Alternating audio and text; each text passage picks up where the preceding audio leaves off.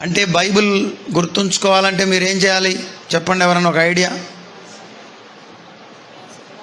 రాసుకోవాలి. ఇంకా నువ్వు చెప్పు, అదే నీతో వచ్చింది అంటగా. శ్రద్ధగా ఉండాలి. చెప్పండి ఇంకేమన్నా. చెప్పిన వాక్యాన్ని ఇంటికి వెళ్ళిన తరువాత చదవాలి. అర్థమైందా? హై స్కూల్ పిల్లలు, స్కూల్ పిల్లలు, చిన్న స్కూల్, పెద్ద స్కూల్ పిల్లలు చెప్పిన మేడం గారు, టీచర్ గారు, సార్ టీచ్ చేసిన తర్వాత ఇంటికి వచ్చి మళ్ళీ పాఠాన్ని అనేక మార్లు చదవాలి.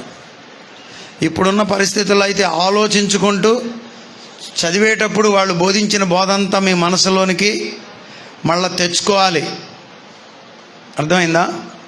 అవసరమైతే మీరు ఇంకొకరిని కూర్చోబెట్టి అక్కడ ఆ పాఠాన్ని వారికి చెప్పాలి. మీరు కూడా ఈరోజు పలికిన వాక్యాన్ని ఇంటికి వెళ్ళి మీ పిల్లలకో, మీ భర్త గారికో, కోడలకో, అత్తగారికో చెప్పాలి.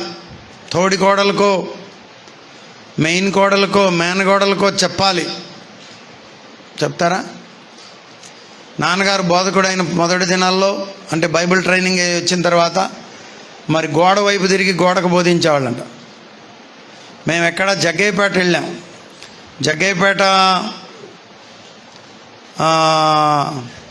జగ్గయ్యపేట ఐపీసీ పాస్టర్ గారు ప్రభు దగ్గరికి వెళ్ళిపోయారు. చిట్టిబాబు గారు, చిట్టిబాబు గారు అనేవాడినా, చిట్టిబాబు గారు సంథింగ్ అనుకుంటున్నానే.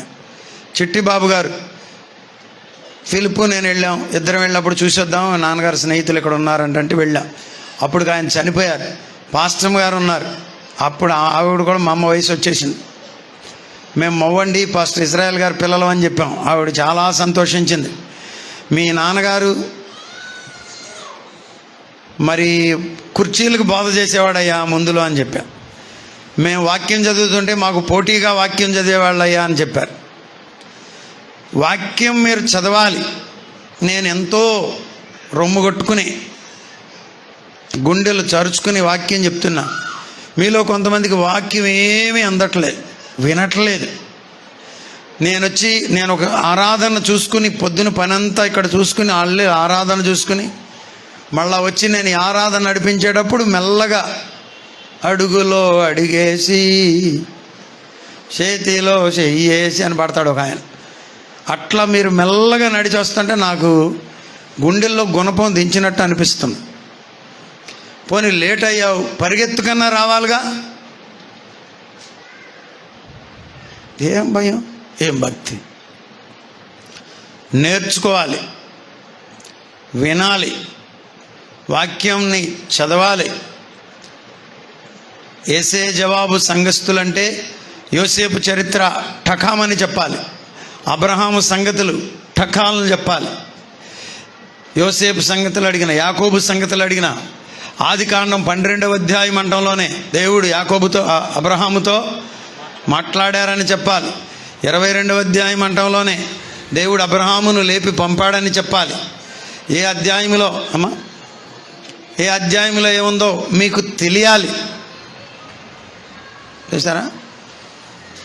ప్రభు మహాకృపను బట్టి ఆ రోజు ఈరోజు అమెరికాతో సహా ఎక్కడికన్నా పోతే అఫ్కోర్స్ ఇస్తారని తెలుసు, ఇవ్వాలని వాళ్ళకి తెలుసు, ఇస్తారు, మీరైనా ఇస్తారు. కానీ ఇస్తారని అయితే నా మట్టుకు నేను పోను. ఇన్ని మీటింగులు చేస్తున్నామా? ఎక్కడికి వెళ్ళినా పరిశుద్ధరాజు వస్తే ఇచ్చి వెళ్తాడని, అక్కడికి వెళ్ళినా ఇస్తాడనే పేరు ఒకటి తెచ్చారు, మీకు తెలుసు ఆ సంగతి. దానికేమి నేను బాధపడినా. కానీ బాధ ఎక్కడ పడతానో తెలుసా? మనం ప్రాణాలు తెగించి వెళ్ళి వాక్యం చెప్తే వాళ్ళు వర్తమానం వినకుండా, విన్న తర్వాత దానికి ఏమీ స్పందించకుండా, ఏమండి, వర్తమానం అంతా అయినాక లేచి కాసేపు ప్రార్థన చేద్దామంటే ఇంకా కూర్చుని, అసలు వర్తమానం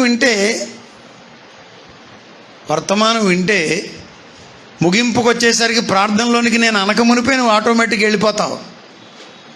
ఎవరైనా డయాబెటిక్స్ ఉండి, షుగర్ ఉన్నవాళ్ళు, బీపీ ఇబ్బందులు ఉన్నవాళ్ళు అప్పటి వరకు చాలాసేపు ఓర్చుకుని బయటకు వెళ్ళాల్సి వచ్చి పాసుకెళ్తే అది వేరే సంగతి.